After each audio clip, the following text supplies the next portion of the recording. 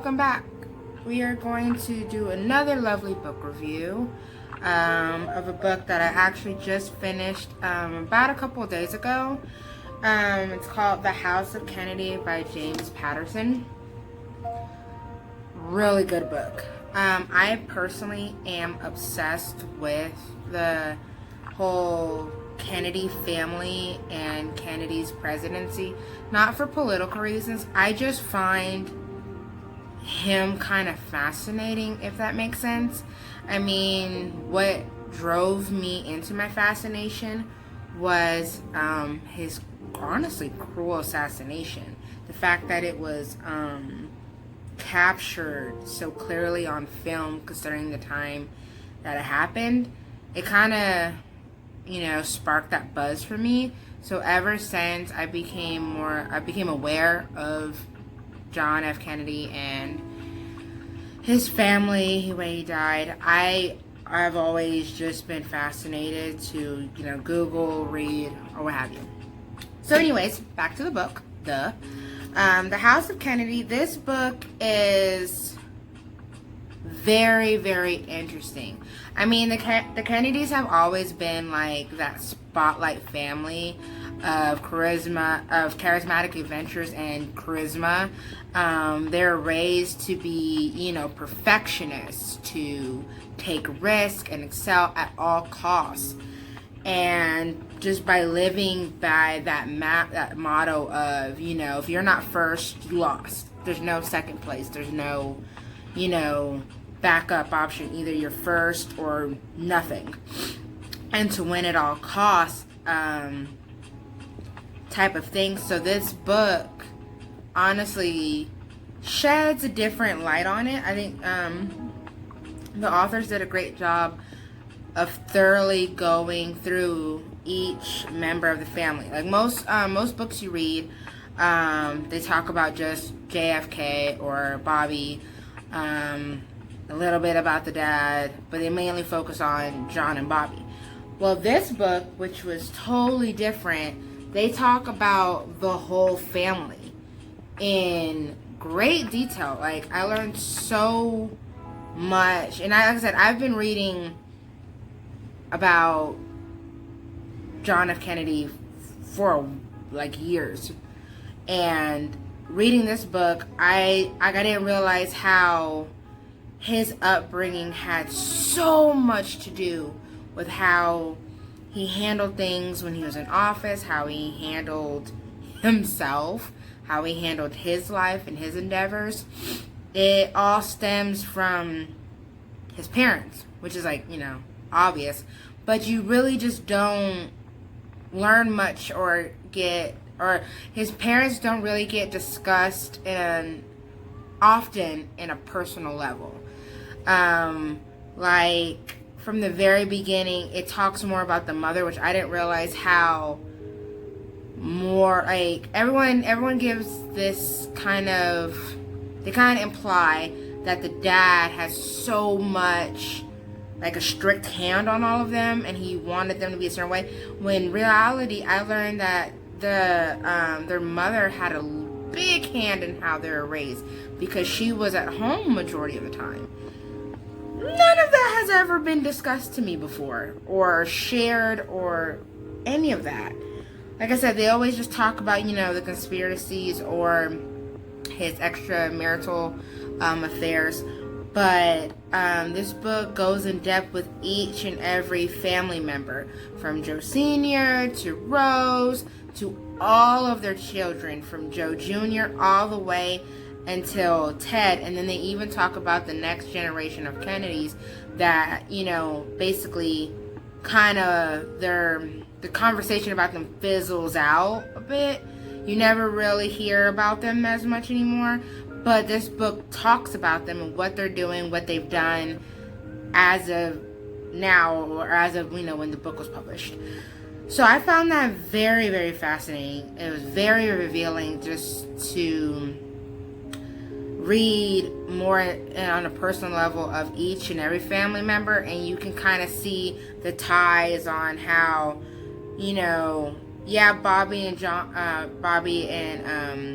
John were, the ones who got to the presidential level and the White House level. But a lot of their family members did a lot of powerful things within honestly worldwide global government society, which I didn't know. I didn't know that their sister Kathleen, one, I didn't know she died in such a interesting way.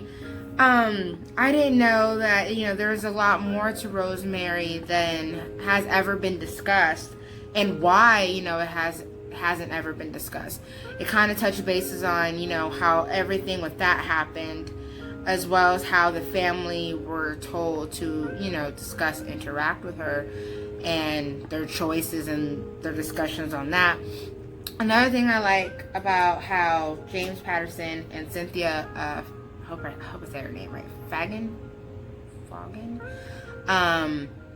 they write this book like a narrative. It's more of, instead of it being like, a historical type of feel to it, it's more of, I feel like I'm reading a story about their family, not as like a history book or an encyclopedia type of flow to it, which I think is why I finished it so fast. I actually finished it, this thick of a book, in like 2 days, because once I started reading, it really captured my attention. And like I said, the facts and how they organized it, it read like a story. So I felt like I was like, even though you think you know how it ends, because again, I didn't realize that they talked about the whole family.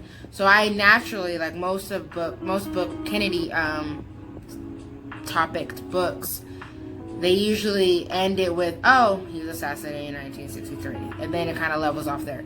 No, this book, they talk about his assassination in the middle. Beginning, middle, and then you have Bobby, and then you have Jean and Ted, the children, the cousins, and how everybody continued after that. So I thought that was real interesting as well. It didn't just end with, John being assassinated. Bobby, makes a stride towards office. No, it keeps going, and then it levels off, basically how that goes. They discuss, honestly how, wives were chosen, how spouses were chosen amongst the family, how they made those decisions. Like, I don't know how they did it, but this book, it really gives personal, how can I explain it? It gives, it's like basically it lifts a veil on a family that you thought you knew based off of what you've learned, and it just reveals a whole bunch of stuff. So I honestly loved it. I thought it was very well organized, very, very well written, very captivating, a definitely must read. Now, what led me to reading that book is, before I read this book, I actually finished Bill O'Reilly's Killing Kennedy and the End of Camelot. This book happened to be turned into a movie. I didn't know that until after I finished reading this book. This book basically just details how and why, why JFK was killed. And then the movie kind of brings this book to life as well. But this is another just spotlight quick book, another Kennedy book that I am suggesting, if you like reading about the Kennedys, to read, because this is a good book. It's a bit smaller, and it realistically only just talks about Kennedy, his struggling with the presidency, and then during that time of him trying to figure out how to get reelected, and Oswald. They go into his background a bit to try to, link that whole thing together. I'm not going to go there with conspiracy theories, but it's a good read. It's a good read. It has you thinking, maybe, maybe not type of deal. But these two Kennedy books are definite must-reads.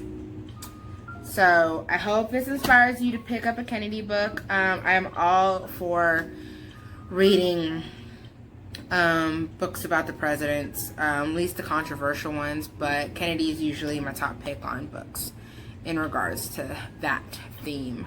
I hope this gets your juices flowing, so hopefully check it out.